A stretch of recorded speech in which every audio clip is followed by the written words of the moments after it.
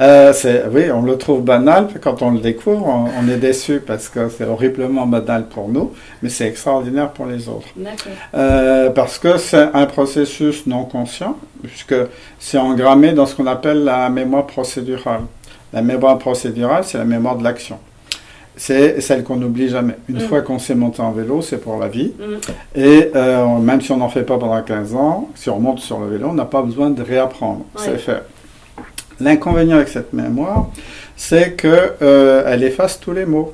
Sinon, ça plombe l'action si on met à se nommer tous les processus. Oui. Et donc, on ne sait plus nommer ce qu'on fait.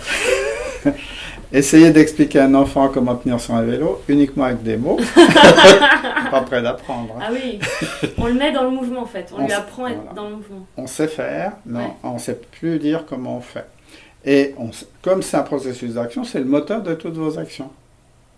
Mais comme en vélo, vous ne posez plus la question de comment vous pédalez, vous posez la question où vous allez, ce qui se passe autour, etc.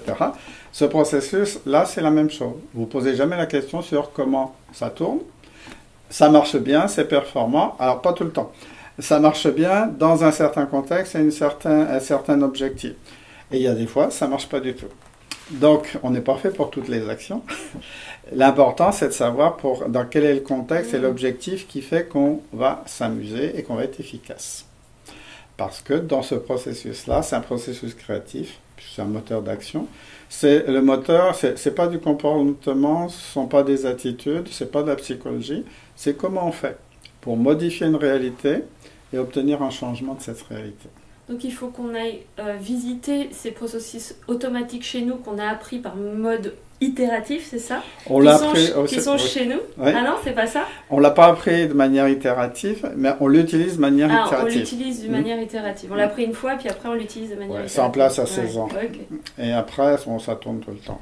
Donc là, on va essayer d'identifier ceux... Quand on va essayer de nommer ce que l'on fait. D'accord. Comme on fait tout le temps.